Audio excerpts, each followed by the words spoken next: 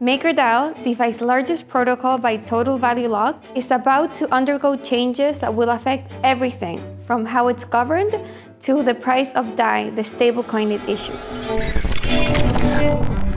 Maker token holders just voted to pass a plan laid out by Rune Christensen, the project's founder, called the Endgame Plan. The vote matters for a few reasons. One, it may change how Maker, DeFi's largest protocol, works.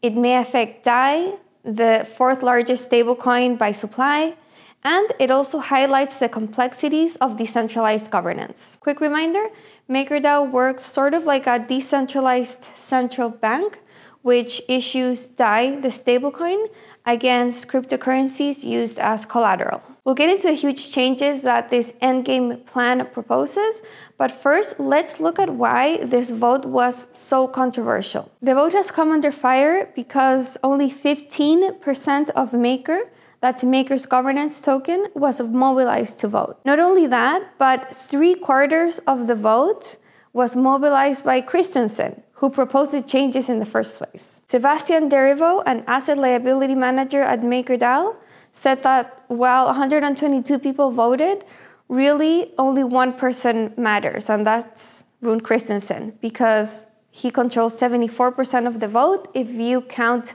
his votes plus his delegates' votes. So now let's get into the proposal itself. Maker is trying to achieve a lot.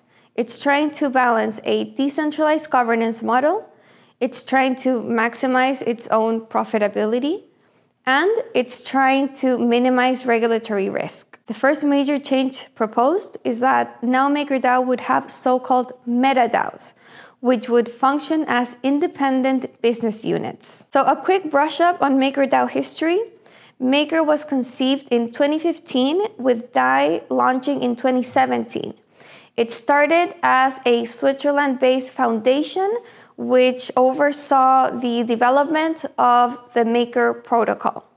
The foundation was dissolved last year to give way to so-called core units, which are independent business units that control things from onboarding collateral to growth. Christensen's Endgame Plan proposes to take decentralization even further, replacing this overarching DAO and its core units with separate individual DAOs called MetaDAOs. Each MetaDAO has its own voting committee and its own token. So the goal of this new structure would be to reduce voter apathy, reduce the complexity of the governance process, and also separate risky activities such as onboarding real-world assets onto the protocol. The second major change is that Maker would now have a protocol-owned vault tasked with accumulating staked ETH. The goal of having more staked ETH would be to have this asset be the main source of collateral for DAI and reduce the reliance on centralized stablecoins such as USDC. The third major part of Rune Christensen's Endgame Plan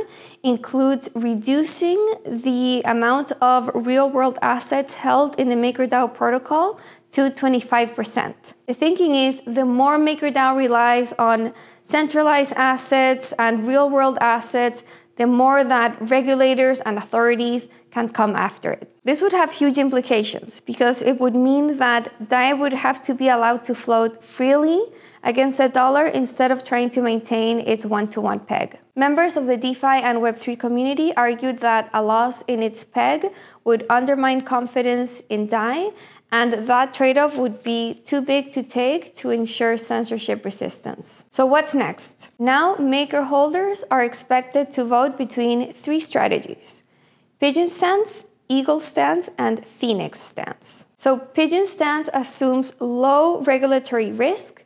It would mean that real-world assets remain uncapped, and DAI stability and peg to the dollar is maintained for at least 2.5 more years. Eagle Stance would mean that DAI is free-floating after these 2.5 years, and it would potentially add a negative target rate to ensure some degree of stability. Phoenix Stance is the most aggressive and would prohibit any exposure to real-world assets to ensure maximal protection against censorship. We're witnessing changes that may lead to a historical impact on the MakerDAO protocol, which, given its size and influence, means that it would be a huge change to DeFi itself.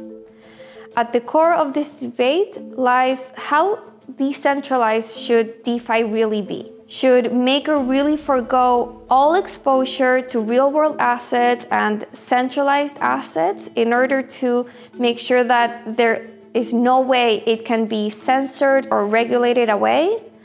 Or should there be some trade-offs to ensure some specific goals like profitability or DAI stability? And is there a way that it can do both? In any case, regardless of where in the decentralization spectrum you lie, I think we can all agree that it would be a lot preferable if more members of the MakerDAO community were participating in these huge changes.